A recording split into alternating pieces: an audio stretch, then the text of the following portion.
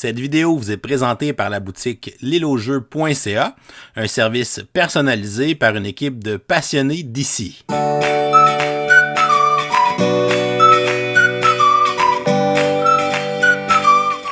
Hey, bonjour tout le monde, bonjour, bienvenue dans le coup de cœur du mois d'avril. Alors vous êtes sur la chaîne du professeur Board Game. Alors c'est moi encore, Martin Lafrenière de la zone Jeux de société qui est ici aujourd'hui, comme pour le mois passé, dans cette magnifique forêt entourée d'un magnifique lac pour vous parler de jeux de société. C'est toujours super agréable de sortir du sous-sol pour pouvoir prendre de l'air frais avant de retourner dans le sous-sol pour jouer à des jeux de société. Alors, mon coup de cœur pour le mois d'avril, c'est un gros jeu. C'est un jeu que je ne m'attendais pas du tout à... Pas que je ne m'attendais pas à aimer, mais que je ne connaissais même pas l'existence avant que je le voie dans le Hotness de BGG. Et ensuite de ça, LP de la chaîne du professeur Board Game me montrer comment ça jouait. Alors, le jeu, c'est Agemonia. Et oui, il faut le prononcer Agemonia, qui est un gros jeu de style, je dirais pas Dungeon Crawl, mais c'est un jeu d'évolution de personnages dans lequel on va vivre une aventure grandiose, un jeu de campagne. Et je vous dirais que ce que j'adore le plus de ce jeu-là, c'est définitivement le concept du livre-jeu. Dans lequel, dans le fond, chacun des scénarios que l'on va faire va nous présenter un élément artistique qui est très caractéristique, qui est différent et qui va rajouter beaucoup à la thématique. Le jeu, il est quand même relativement simple et aussi, ce que je trouve encore plus cool avec ce jeu-là, c'est que chacune des missions vient avec un paquet de cartes et lorsqu'on va avancer sur le plateau, on va dévoiler les cartes qui vont nous faire avancer une histoire, qui va nous mettre devant une problématique quelconque à gérer. On ne sait jamais ce qui va arriver et honnêtement, de ce que j'ai pu comprendre de l'histoire, parce que je n'ai pas encore tout joué, ça va être vraiment, vraiment le fun. Le matériel, il est magnifique. Il y a des belles figurines. Vous n'êtes pas obligé de vous prendre la boîte de figurines parce que le jeu vient avec des standees pour les monstres et ça fonctionne vraiment super bien. Vraiment, là, dans les genres de type de jeux de campagne, c'est un que j'aime particulièrement. J'aime sa facilité à mettre en place. J'aime aussi sa facilité à jouer. Il est beau.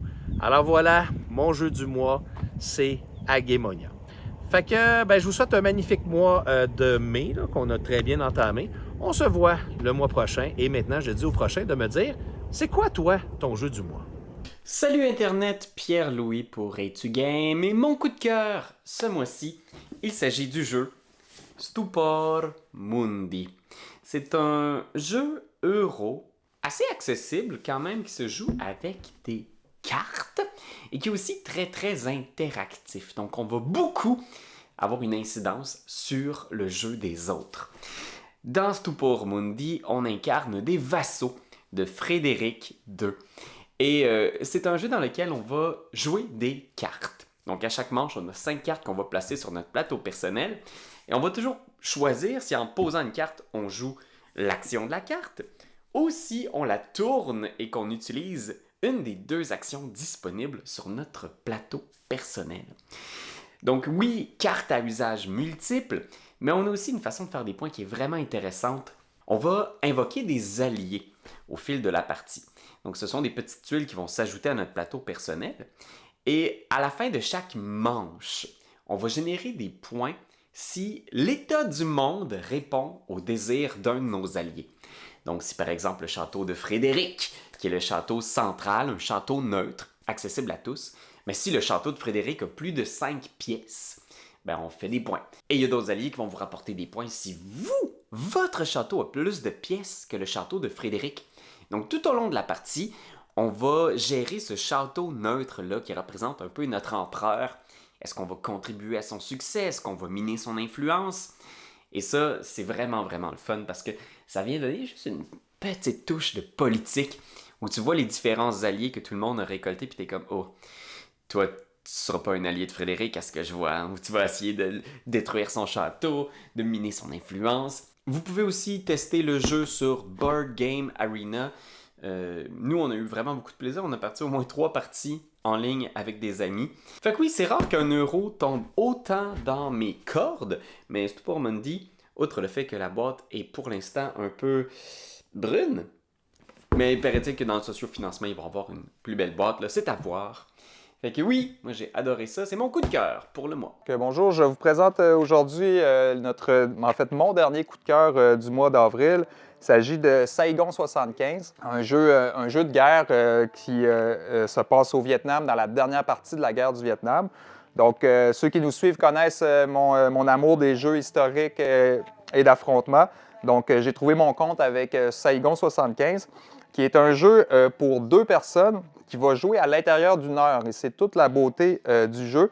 C'est-à-dire que le jeu est simple, les règles sont faciles à apprendre, à assimiler, mais ils vont nécessiter beaucoup de décisions, beaucoup d'actions de notre part. Donc, malgré sa simplicité, il amène vraiment une belle complexité dans la réflexion qu'on a à faire et les choix déchirants qu'on doit faire. Donc, le jeu va opposer, en fait, va opposer le Nord-Vietnam qui envahit le sud du Vietnam à l'été 73. Donc, on a 8 tours. Si on joue le sud, on va devoir résister et tenir la capitale Saigon jusqu'à la fin du 8e tour. Si on réussit ça, on l'emporte. Alors que pour le Nord-Vietnam, eux, la mission est simple, c'est de prendre la capitale Saigon avant 8 tours. Mais le jeu offre plus de subtilité que simplement ces objectifs-là. Par exemple, il y a une asymétrie là, entre les 2 joueurs. Au niveau du sud, on va posséder des troupes américaines ainsi qu'un support aérien qui va pouvoir venir nous aider à l'occasion. Alors que les troupes nord-vietnamiennes, eux, vont posséder des capacités d'infiltration par les frontières du Laos et du Cambodge, en plus d'avoir des dés d'attaque plus puissantes. Et lorsque les provinces du Vietnam vont commencer à tomber aux mains des Nord-Vietnam, bien là, le joueur du Sud va devoir composer avec de la désertion. Les troupes vont complètement cesser de se battre et fuir. Donc, c'est vraiment un beau casse-tête. On a l'impression vraiment de se sentir dans la peau des dirigeants du Nord ou du Sud avec vraiment le contenu historique qu'ils ont réussi à placer sur le plateau et dans le jeu vraiment la situation de l'époque telle que vécue par les protagonistes. On a également une carte événement. Là. Ceux qui connaissent Twilight Struggle vont un peu voir des similitudes parce qu'à chaque tour, on va devoir également jouer une carte événement, mais ça peut être une carte qui favorise notre adversaire sans qu'on le veuille. Il y a 8 tours, on a 8 cartes, donc on n'a pas le choix de jouer toutes les cartes au courant de la partie. Donc, il va falloir les jouer de façon réfléchie afin de contrer les désavantages qu'ils peuvent nous occasionner. Donc, c'est un jeu vraiment bien. Moi, j'ai aimé la rapidité, j'ai aimé la simplicité des règles, j'ai aimé surtout la recherche historique, l'apport de l'histoire dans ce jeu-là. On a vraiment l'impression de vivre les événements tels qu'ils se sont déroulés. Donc, c'est ce qui a fait que j'ai aimé ce jeu-là. Et moi, ça m'a permis personnellement d'aller chercher des gens de mon entourage qui n'étaient pas nécessairement des gens qui allaient vouloir jouer 2h30, 3 heures à un jeu de guerre. Le fait qu'en l'intérieur d'une heure, on peut jouer et l'apprendre rapidement, c'est vraiment une belle recette, j'ai trouvé, de la part de Nuts qui a produit ce jeu-là. Donc, c'est Saigon 75 pour 1 à 2, mais le mode solo, je dirais, sert davantage à apprendre le jeu. C'est vraiment lorsqu'on affronte un autre cerveau qu'on prend toute la capacité du jeu, là, puis toute sa qualité. C'est un jeu qui va durer 1 heure, 1 à 2 personnes. 14 ans et plus, c'est un 14 ans et plus facile. Là. Je pense qu'un préadolescent de 10-12 ans va être capable de s'intégrer à une partie facilement. Donc, c'est Saigon 75, mon coup de cœur du mois d'avril. Bonjour, mon nom est Martin de l'été du Meeple et merci encore au professeur Board Game pour nous recevoir pour ses coups de cœur du mois d'avril 2024. Moi, j'ai choisi ce mois-ci le jeu Roma Nova. C'est un jeu de Stanislav Kordonski. Stanislav Kordonski nous a donné, entre autres, Origin First Builders, mais il a fait plein d'autres jeux. C'est vraiment un designer de jeux à surveiller. Il y a des affaires très intéressantes dans ce qu'il fait dernièrement. Et dans Roma Nova, vous allez aider l'empereur Constantin à fonder la nouvelle Rome, la ville de Constantinople, complètement à l'autre bout, à l'est de l'Empire romain, ce qui est aujourd'hui la ville d'Istanbul. Alors, c'est vraiment un jeu à l'euro c'est un jeu avec des mini-games. Ça peut rappeler un peu Trajan, si vous avez déjà joué à Trajan de Stefan Feld. Alors, vous avez un endroit où vous allez faire du commerce. Vous avez un endroit où il y a des courses de chevaux. Vous avez un endroit où vous allez pouvoir recruter des personnages qui sont des cartes qui vont vous aider à faire des actions plus puissantes. Il faut reconstruire un des trois dans un des trois quartiers de la ville de Constantinople. Vous aurez un endroit pour faire des échanges entre commerciaux, c'est-à-dire dépenser de l'argent pour obtenir des ressources que vous allez dépenser ailleurs pour le commerce et pour la construction.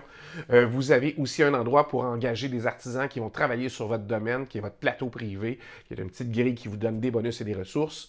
Et vous avez un endroit justement pour garnir aussi ces ressources-là, alors c'est-à-dire pour aller chercher des tuiles que vous allez aménager sur votre plateau. Il y a aussi une action très intéressante qui vous permet de jouer avec votre influence et peut-être devenir premier joueur. Parce que si le premier joueur tourne, il y a moyen de récupérer avant votre tour le jeton premier joueur et c'est quand même assez intéressant. Pourquoi? Parce que vous allez choisir sur une grille de 4 actions par 4 actions en plaçant un meeple pour faire une des deux actions qui seront vis-à-vis. Un peu comme dans le jeu Barcelona que j'ai juste ici, et de Danny Garcia. Alors, c'est un peu le même principe de sélection d'actions, mais dans celui-ci, avec Romanova, c'est quand vous allez placer un jeton, vous allez le faire à la puissance 1, s'il y a juste un de vos jetons comme ça. Si vous avez 2 jetons, vous allez le faire à puissance 2, ça fait 3, puissance 3. Et si jamais vous vous enlignez sur le meeple de l'empereur Constantin, ben, il va vous fournir une force de plus pour votre action. C'est bien fait, c'est bien pensé. La game est jamais pareille parce que les petites actions dans la grille de 4x4 de sélection vont être redistribuées différemment à chaque fois. Il y a des meilleurs combos dans une partie, des moins bons combos dans une autre. Et c'est une partie où il n'y a pas juste une façon de gagner, mais vous ne pouvez pas ignorer tout. Vous ne pourrez pas vous concentrer sur une ou deux choses en disant « je vais gagner ». Non, vous allez manquer de ressources, vous ne serez pas capable de fournir. Il faut vraiment vous diversifier, pas trop, juste assez. Un vrai jeu euro comme on les aime, où chaque décision devient assez croustillante pour dire qu'on a aimé ça ou pas. Alors, je vous conseille pour ce mois-ci Romanova. Salut les gamers, Sam de Board Game Duel. Merci encore à David pour l'invitation ce mois-ci. Et cette fois-là, mon coup de cœur va s'arrêter sur Gloomhaven Buttons and Bugs. Donc on a ici une version miniature de Gloomhaven. On a distillé le jeu à sa plus simple expression. C'est une petite campagne de 14 scénarios. Il y en a 20 dans la boîte, mais on va en faire 14 par personnage si on veut. Il y a 6 personnages dans la boîte. Et en avril, j'ai déjà fait la campagne au complet avec un des personnages pour vous dire à quel point que c'est vraiment bon. Donc, c'est des scénarios d'une vingtaine de minutes, une mise en place qui va super vite. Là. Dans le fond, le scénario, c'est le dos d'une carte qui va avoir l'équivalent du board là, avec les cases sur lesquelles on va mettre notre mini-figurine qui représente notre personnage et des cubes pour représenter les ennemis. Comme dans Gloomhaven, on a un système de cartes avec une action en haut, une action en bas. À chaque tour, on en joue 2, puis on doit faire le haut de une et le bas de l'autre. Et dans ce cas-ci, on a seulement 8 cartes, mais elles sont recto-verso. Donc, si on les a jouées côté A, ensuite elles reviennent dans notre main côté B. Là, ça nous donne des nouvelles habiletés. Puis après ça, quand on utilise ces cartes côté B, elles vont dans la fosse. Un coup qu'on n'a plus de cartes, on doit se reposer, puis on reprend les cartes en main, mais on en perd une, comme dans son grand frère. Les scénarios sont vraiment le fun. Là, la plupart, comme dans le jeu de base original, l'objectif c'est de tuer tous les ennemis, mais il y en a d'autres qui vont nous donner des petites règles spéciales. Il faut bien utiliser les pièges, les éléments du terrain pour arriver à la victoire. Là, dans le fond, ce qui est cool, c'est qu'au cours de la campagne, on peut customiser notre personnage, puis on peut refaire ça à chaque scénario. Donc, choisir les items, choisir les cartes améliorées qu'on va amener pour ce scénario-là pour s'adapter aux règles spéciales et aux ennemis qui sont présents. C'est un vraiment beau puzzle d'optimisation, des parties super rapides. Moi, j'en ai toujours enchaîné plusieurs à chaque session que j'ai faite. Donc j'ai vraiment trippé. Gloomhaven Buttons and Bugs. Si vous aimez les Gloomhaven et que vous aimez les jeux solo, c'est un no-brainer. Allez acheter ça. À la prochaine! Non, pas encore. Bonjour tout le monde, c'est Danny. Et Nikki pour la chaîne Les Deux Pions. Ce mois-ci, Dani, on n'est que deux pour vous présenter les coups de cœur pour Professeur Board Game, qu'on remercie bien entendu. Oui, merci David. On a laissé Jeff et Steve à la maison. Donc, ils vont vous revenir un autre mois, on vous le promet. Donc, on avait envie de vous parler de deux jeux qui nous ont été un petit... Le coup de cœur du mois d'avril. Pas le choix, on est là, mois d'avril. C'est ça. Est-ce que Dani, tu commences ou tu me Non, laisses commencer? je te laisse commencer. Les je suis dames d'abord. galant. Oh Ouais. mon Dieu, la galanterie, ta belle qualité. Donc, moi, j'ai envie de vous parler de Chronologique 1920. Donc, c'est un jeu qui s'apparente à la famille des Clous. Il faut savoir que Clous, pour moi, c'est mon petit plaisir coupable. C'était l'un de mes premiers jeux que j'ai toujours beaucoup aimé. Les jeux de déduction, j'aime ça. Donc, Chronologique revient chercher ça. Une belle boîte dans laquelle on retrouve trois scénarios, on va dire comme ça, 3 enquêtes, à l'intérieur desquelles il y a plusieurs scénarios. Donc, on peut jouer une quinzaine de parties. Après, bien entendu, on a malheureusement fait le tour, mais heureusement aussi, quand même 15 parties du même jeu. Donc, la première enquête est plus classique. Donc, on veut savoir qui a tué l'enquêteur. Donc, il y a différents personnages, un peu comme à la Clou, différentes pièces. Et ce qui est un petit peu différent, parce que là, on n'a pas l'arme. L'arme est connue. Ce qu'on veut savoir, c'est à quelle heure, donc à quel temps il a été tué. Donc, c'est une mécanique où on va chercher un peu du Turing Machine, ou bon, de ce genre de jeu-là. On va chercher une plaquette avec une carte d'indice qu'on associe. On retourne de l'autre côté. Il y a de l'information à donner aux autres. Donc, il n'y a jamais personne qui est perdant. Et on a une information qui est secrète, qui est plus précise, qui nous permet d'avancer dans l'enquête. Pour vrai, j'ai dévoré déjà une première enquête. Oups! Puis tu sais, le flow du jeu est bien. Le comptage de joueurs est bon à tous les comptes. Bon, 2, 3, 4. Puis quand que je parle du flow du jeu, c'est qu'en fin de compte, on fait un choix. Tu veux valider soit une information dans un temps précis ou tu veux valider une information avec un personnage précis. Par exemple, combien de fois ce personnage-là est allé dans une pièce. Ouais. Pièce XYZ. Ou à tel temps, combien il y avait de personnes dans telle pièce. Donc, c'est un petit peu différent. Ça renouvelle une expérience à la Clou.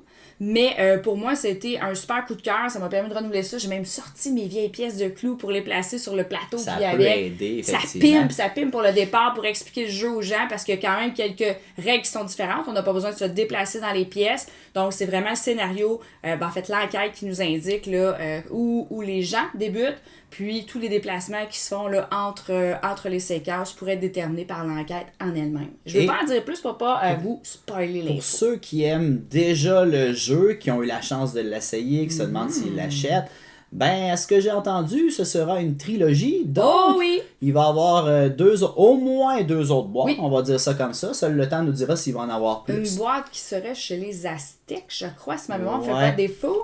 Et une autre boîte, je pense, qui se déroule davantage dans le futur. Là, j'y vais de mémoire, là, ça se peut que je me trompe. Mais 3 boîtes annoncées. Donc, la rouge, pour l'instant, Chronologique 1920, se déroule au Théâtre de Paris. Ou l'Opéra de Paris serait plus juste. Et par la suite, les 2 autres seront à découvrir en 2025 et en 2026. Tout à fait. Voilà. Pour ma part, mon coup de cœur, j'ai toujours aimé, c'est sûr, au début, dans le domaine du jeu vidéo, le jeu civilisation et tout, de développer des civilisations et les amener à croître et à se développer. Donc, mon coup de cœur du mois d'avril est le jeu Path of Civilization. Si après appelé Path of. Path of, tout simplement.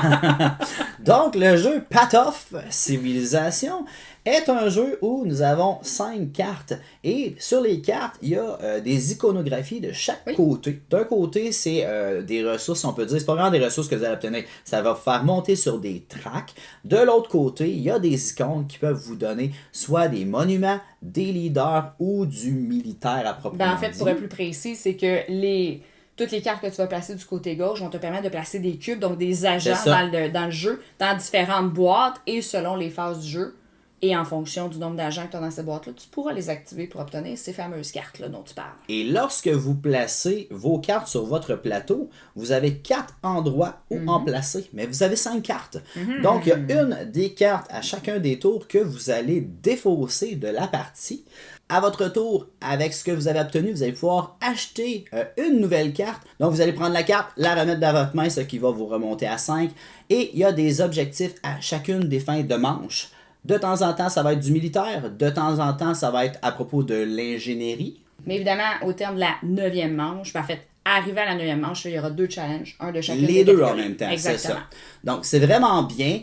On voit, c'est plus simple que certains jeux de civilisation où il y a du stock, c'est lourd, c'est lourd. Là, le débit du jeu est rapide, peu Oui, importe le mon Dieu. nombre de joueurs, même quasiment trop rapide, des fois, c'est déjà fini. Mais c'est ça, c'est drôle parce qu'on peut voir sa civilisation très rapidement. J'ai eu tel leader, puis après ça, j'ai construit un monument épique. J'ai eu un nouveau leader qui m'a emmené vers l'avènement d'Internet. Donc, il y a notre des beaux- civilisation a son histoire. Puis il y a des beaux choix à faire parce qu'effectivement, tu peux pas avoir plus qu'un leader actif. Donc, tu es obligé d'en défausser. On va dire défausser, mais retourner. Donc, tu utilises quand même certaines des pouvoirs, des points, des ressources. Mais un seul actif pour aller chercher un petit edge sur la partie. Non, c'était super intéressant. Déjà quelques parties à notre actif. Oui, puis j'ai l'intention d'en faire d'autres. Donc, Path of Civilization, c'est mon coup de cœur du mois d'avril. Voilà, on vous dit à bientôt. Bye bye! Salut tout le monde, enchanté. Pour la plupart des gens qui me connaissent probablement pas, je m'appelle Nicoton et moi aussi, je vais vous faire mon coup de cœur pour ce mois-ci. Donc, moi, je voulais vous parler du jeu Carnegie. Donc, Carnegie, un jeu que ça fait un certain temps qui est sorti.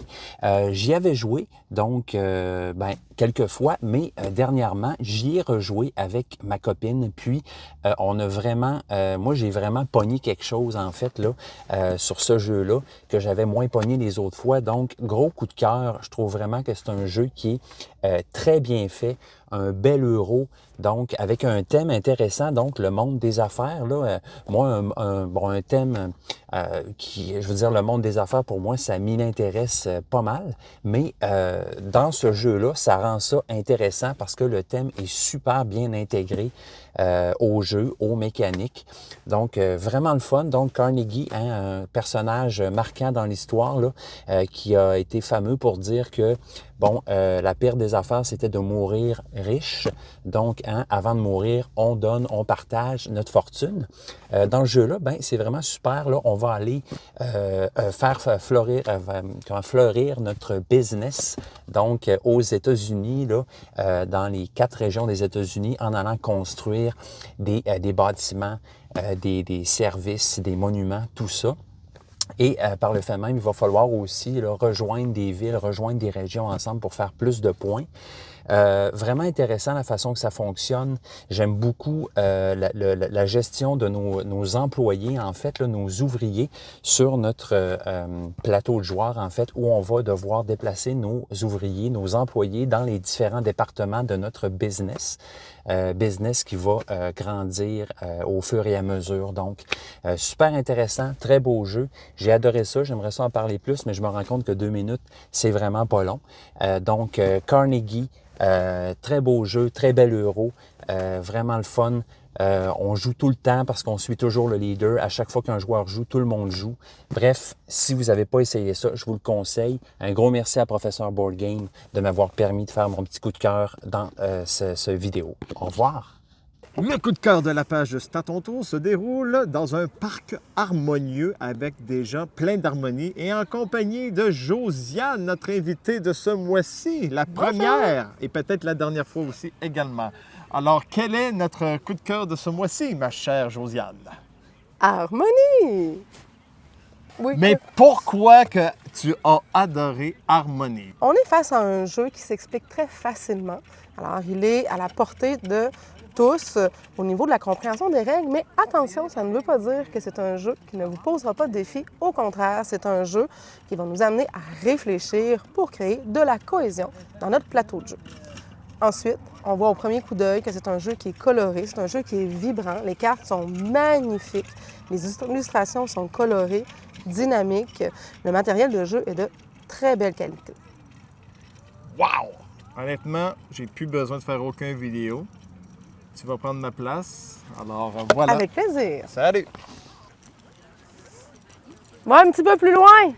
Ça va faire plus d'harmonie. Là-bas. OK, on explique un peu rapidement comment fonctionne le déroulement du jeu, OK? À son tour, vous avez comme action obligatoire d'aller chercher 3 jetons sur le plateau central. Et ensuite, vous allez devoir le positionner sur votre plateau personnel. Mais attention, pas de n'importe quelle façon. Non. Vous devrez respecter les formes qui sont indiquées sur vos cartes nature. Exactement. Ça fait partie d'une autre action que vous pouvez faire qui n'est pas non obligatoire, c'est d'aller récupérer une des nombreuses cartes qu'on retrouve dans le jeu. Cartes qui, soit dit en passant, sont magnifiques. Et la dernière action, c'est que si vous réussissez à faire un agencement, un motif qui est représenté sur ces cartes-là, vous allez pouvoir déposer un petit cube ici sur le jeton en question et de marquer un certain nombre de points à la fin de la partie. Et le plus de fois où je vais répéter le même patron, plus que je vais augmenter en points. Voilà, tout simplement. C'est pas plus compliqué que ça. Amusant. 30 minutes seulement. 1 à 4 joueurs. Harmonie. Tu es en train de rire de moi, toi? Mais non, pas du tout. Mais c'est quoi qui était drôle de même? Non. Voilà, c'était notre coup de cœur de ce mois-ci. Harmonie! Clairement, c'est pas de l'harmonie, ça. Salut amateurs du jeu de planche, ici Mathieu et David du Bureau du Loisir. Bienvenue au coup de cœur du mois d'avril. Oui, merci au professeur Board Game, à David, pour nous inviter encore une fois.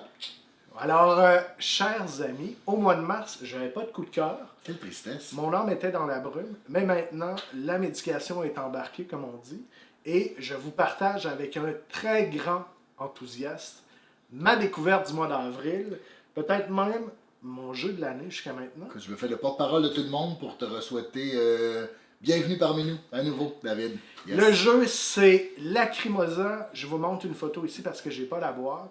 Un jeu de 2022 designé par Gérard Achensi et Ferran Renalias. Dans Lacrimosa, on aide Mozart à composer sa dernière œuvre. C'est un jeu euro, semi-lourd, pas si complexe. Qu'est-ce qu'on fait dans ce jeu-là, là, concrètement? On parle un petit peu de deck building, mais c'est plutôt, selon moi, de la programmation d'action. C'est qu'on va chercher des cartes puis on les active. Puis il y a plein de choses à faire sur le board, là. On peut voyager en Europe, on peut organiser des concerts, écrire de la musique. Je passe rapidement là-dessus pour vous dire plutôt qu'est-ce que j'ai apprécié. C'est un jeu, malgré son apparente complexité, qui est extrêmement fluide. On comprend très vite ce qu'il faut faire. Il y a plusieurs choses à faire sur le board et elles fonctionnent toutes. Je vous ai parlé de programmation d'action. Il y a toujours le risque qu'un adversaire vienne vous couper de l'herbe sous le pied, mais parce que c'est bien designé, il y a toujours une deuxième ou une troisième chose qui est encore valable. Et ça, j'adore ça dans un jeu, parce qu'on ne se sent jamais laissé derrière, on ne se sent jamais coincé, on peut toujours progresser. Autre aspect très important, là, les gens qui jouent beaucoup vont me comprendre, il n'y a pas une seule méthode qui permet d'aller chercher la victoire. Moi, les chemins sont multiples. Il y a multiples chemins. Si on n'a jamais accès à cette partie-là des actions, c'est pas grave, on se reprend ailleurs. Puis tu as été compétitif à ta première partie, non? Oui. Ouais. On l'a pas joué ensemble. On n'a pas joué ensemble. On était 3 joueurs, un qui avait quand même beaucoup d'expérience, 2 nouveaux. Et tout le monde a réussi à tirer son épingle du jeu. Ça, c'est vraiment super. Mathieu, ça fait longtemps que j'ai pas eu autant de plaisir. Je dirais que c'est même un jeu qui vaut la peine d'être acquis, malgré son coût un peu prohibitif. Tu vas t'acheter un jeu, David? Ça se peut que je m'achète un jeu. Vous pouvez peut-être le louer, ceci dit. Là, et je sais qu'il y a des boutiques qui font ça pour l'essayer avant de l'acheter, mais j'ai adoré ça.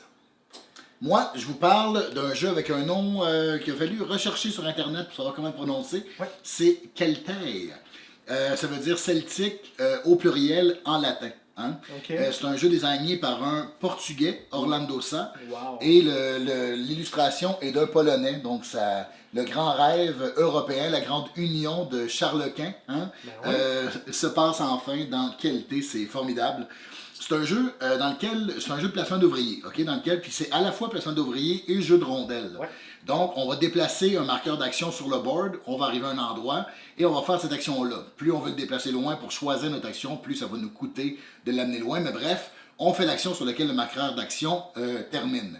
On peut faire 4 choses dans ce jeu-là. On peut cultiver, on peut construire, on peut se battre ou on peut recruter d'autres ouvriers. Comme en boss. Exactement, pareil comme en boss. Et donc, c'est un jeu très simple quand même, dans lequel il y a 4 choses qu'on peut faire. Il y a une légère asymétrie parce qu'on a un chef de tribu qui va nous permettre d'aller chercher des points à la fin de la partie différemment des autres joueurs. Et c'est un jeu qui m'a beaucoup plu par son visuel et par sa fluidité. Voilà pourquoi c'est mon coup de cœur du mois d'avril. Ben voilà. Moi, je me souviens que c'était très tendu, hein? Oui. C'est très compétitif. On a fini comme à vraiment très peu de points les uns des autres. David a gagné. Bravo, David. Oui, c'est pas peu dire. Partie inaugurale. Oui, vraiment. Alors, ben, on vous remercie, puis à bientôt sur le bureau du loisir. Portez-vous bien.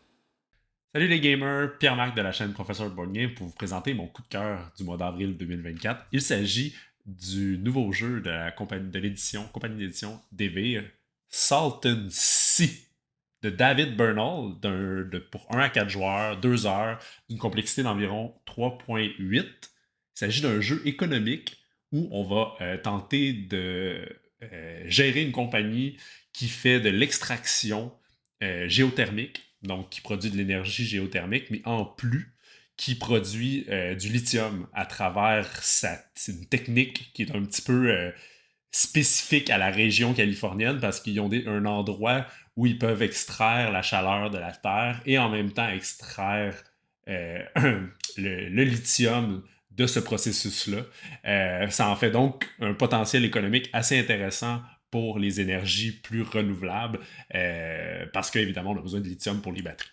Donc, ça, c'est pour le côté thématique.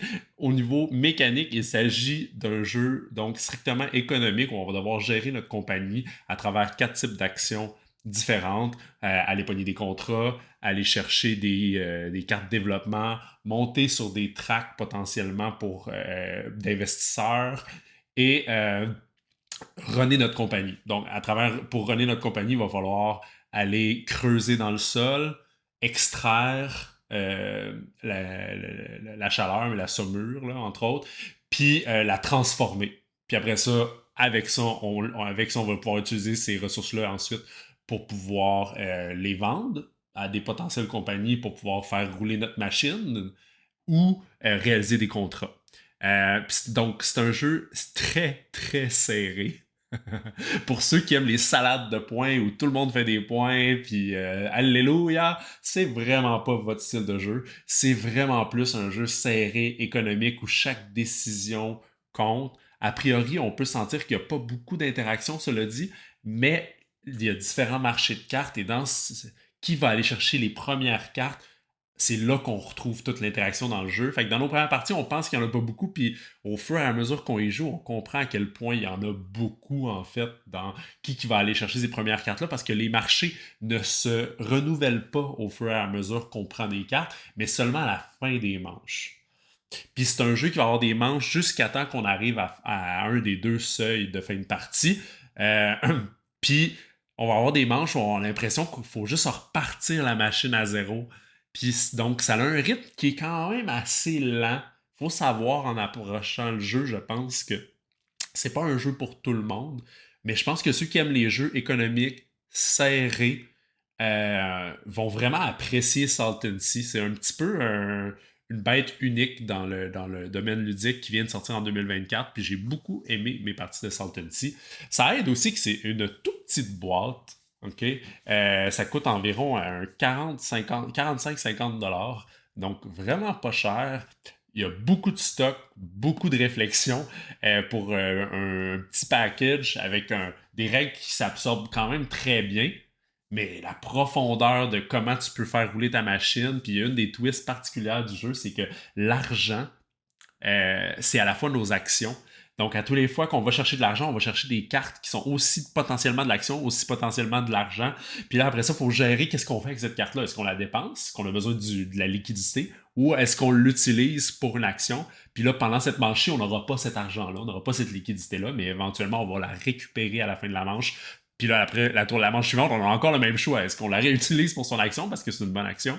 Ou est-ce qu'on la dépense parce que là, on est comme, OK, bon là, on a des besoins en argent. Il faut dépenser de l'argent quelque part. Fait que des très belles décisions dans Salton Sea. J'ai vraiment aimé mes expériences, puis je compte continuer d'y jouer en mai. Alors, j'essaie de la parole. Sur ce, bon mois de mai à tous les gamers. Bonjour chers amis joueurs, ici LP, bienvenue à ce coup de cœur, ce nouveau vidéo coup de cœur, merci David pour l'invitation. Pour le mois d'avril, oui c'est ça, avril 2024, je te présente évidemment le jeu Primal, comme tu le vois, c'est une boîte toute discrète, agréable, tu peux traîner ça dans tes poches, dans ton portefeuille, ça va super bien. Primal, qu'est-ce que c'est? C'est un bon vieux jeu de boss fight, clairement inspiré des jeux vidéo de type Monster Hunter, ce genre de jeu-là, fait que les joueurs vont contrôler un personnage, le personnage est représenté par un deck de cartes et quelques cartes d'équipement. Et on va choisir un boss, il y a une mode campagne, tu peux jouer hors du mode campagne pour juste faire différents scénarios comme ça aussi. Et on va donc avoir un énorme boss qui est représenté par un énorme sculpte en plastique sur une espèce de petite grille, tout simplement un cercle divisé en 4 arcs. Donc il y a juste 4 zones dans le jeu, on peut mettre quelques éléments de terrain aussi selon le scénario.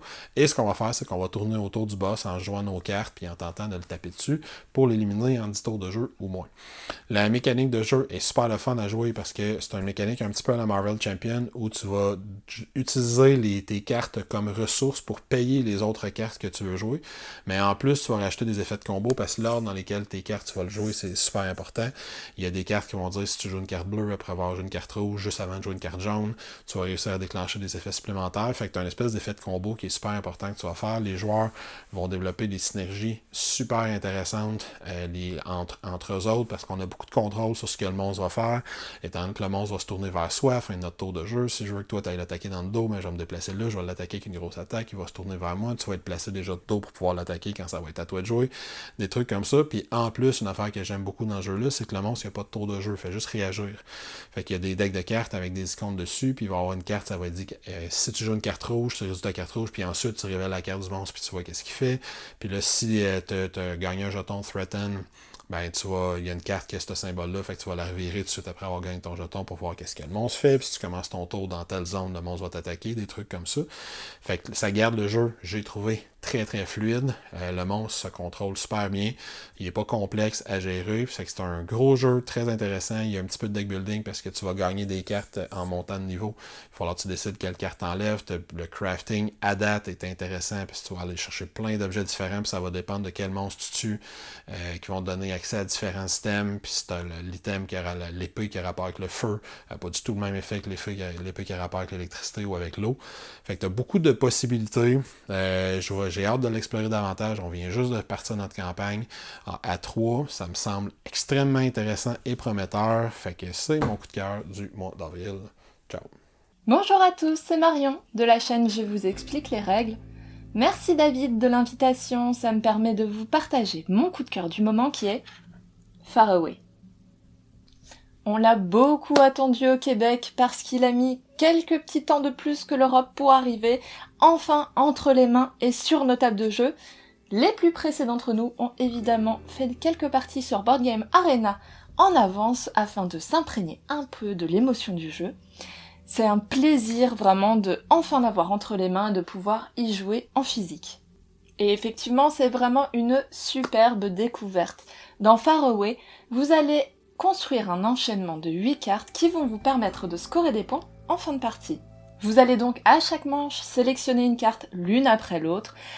Elles vont potentiellement chacune vous rapporter des ressources, mais surtout, elles devraient vous donner chacune une quête à accomplir qui, elles, vont vous demander des ressources. Petite subtilité cependant, en fin de partie, vous allez retourner toutes vos cartes face cachée et les révéler une à une en partant de la dernière posée. C'est alors les ressources visibles qui vont compter pour les quêtes actuelles. Il va donc falloir optimiser et penser à bien les placer afin de remporter un maximum de quêtes au fur et à mesure qu'on va révéler les cartes. Vous allez ensuite donc retourner toutes les cartes une à une et comptabiliser leurs points de quête au fur et à mesure. Les parties sont hyper rapides, évidemment encore plus sur Board Game Arena, et ça donne envie d'y rejouer tout de suite. Le nombre de cartes disponibles dans le jeu donne un potentiel de rejouabilité assez incroyable et ça devient difficile de se lasser de Far Away. Je vous conseille vivement d'y jeter un coup d'œil et de l'essayer, que ce soit en physique ou sur Board Game Arena. Salut les gamers, pour mon coup de cœur du mois d'avril 2024, j'ai joué à beaucoup de jeux dans le mois, mais j'ai pas vraiment eu de coup de cœur en tant que tel, donc je vais tricher un peu et choisir un jeu que j'ai joué au début du mois de mai à notre super barbecue Patreon. Donc j'ai eu la chance de découvrir le jeu Arborea de l'auteur Danny Garcia qui nous avait donné le jeu Barcelona. Donc, dans Arborea, c'est un gros jeu euro qui peut se jouer jusqu'à 5 joueurs. On a d'ailleurs joué une partie à 5 joueurs. Merci à Jean-Louis pour les explications. Donc, c'est un gros jeu euro dans lequel on va essayer de marquer des points en plaçant des cartes dans un tableau personnel et en plaçant des animaux sur ces cartes-là qui vont chacun avoir une contrainte à remplir. Pour arriver à faire les cartes et recruter les animaux, on va avoir un système d'action dans lequel il y a plusieurs arbres d'action sur le plateau et on va aller placer des ouvriers sur les chemins. Et dans le fond, c'est un peu comme dans Zolkin. Donc, en plaçant des ouvriers, ces chemins-là vont avancer et à un moment donné, on va pouvoir débarquer du chemin pour aller prendre un chemin d'action sur le plateau. Et évidemment, plus on attend sur le chemin, plus il va avancer, plus les actions vont être bénéfiques. Donc, on va avoir accès à des meilleures actions et à plus d'actions quand on va décider de débarquer du chemin pour aller activer les actions sur les différentes branches des arbres là, dans les petits chemins du plateau. Donc, c'est assez interactif parce que tous les joueurs vont placer des ouvriers sur les chemins, mais ça va les faire avancer aussi à leur fin dans leur tour. Puis là, c'est de décider quand est-ce qu'on veut débarquer, quand est-ce qu'on veut continuer sur le chemin pour essayer d'avoir des meilleures actions. Puis il y a aussi une grosse question de timing dans le jeu parce qu'à ton tour, tu peux activer jusqu'à 2 personnes qui ont déjà débarqué. Donc, c'est d'essayer de placer des ouvriers de façon à justement toujours en avoir un petit peu qui sont en train de progresser sur les chemins, avoir tout le temps 1 ou 2 ouvriers qui sont débarqués pour que à ton tour, tu puisses justement les activer. Fait qu'il y a beaucoup de choses à développer. On a un petit plateau personnel aussi qu'on va débarrer certains types d'ouvriers qui sont meilleurs, qui vont avoir des petits bonus aussi quand ils vont être déployés. Puis, on a tout notre tableau de cartes à construire. Puis, ce qui est particulier dans le jeu, c'est que les ressources sont communes. Donc, à chaque fois qu'on va faire des ressources, on va les avancer sur une piste du plateau principal. Et si on n'utilise pas ces ressources-là tout de suite après les avoir faites, on va marquer des points. Mais en même temps, ces ressources-là vont devenir disponibles aux autres joueurs. Donc, tout le monde peut les utiliser. Ces ressources-là vont servir justement à faire les différentes cartes qu'on va pouvoir placer devant nous. On a un petit casse-tête un peu de placement de tuiles avec ces cartes-là à faire. Puis après ça, on va devoir aller recruter les animaux qui vont chacun avoir une contrainte de scoring différente qu'on va essayer d'agencer le plus possible. Puis on a aussi des objectifs à accomplir sur le plateau principal. Fait que bref, beaucoup d'opportunités de marquer des points, beaucoup d'options intéressantes à l'intérieur du jeu Arborea. Encore une fois, un gros merci à tous mes collaborateurs et collaboratrices qui ont participé au segment coup de cœur ce mois-ci. Donc, j'espère que ça vous a donné des belles suggestions de jeux à découvrir. Donc, et voilà, c'est tout pour aujourd'hui. Oh, c'est vrai, on est lundi. On va donc vous donner une question de jour pour participer au concours du lundi pour le mois de mai 2024 dans lequel vous pourriez gagner le jeu Star Wars Bounty Hunters. Donc, la question du jour est très simple. Quel est votre jeu coup de cœur du mois d'avril 2024? Vous nous laissez la réponse en commentaire YouTube sous la vidéo pour enregistrer votre participation. Et si vous nous supportez sur Patreon pour moins 5 $, vous aurez aussi une participation automatique à chaque lundi. Donc, bonne chance à tous pour le concours. On se revoit le mois prochain pour une nouvelle vidéo coup de cœur. D'ici ce temps-là, je vous souhaite une excellente fin de journée et continuez de gamer.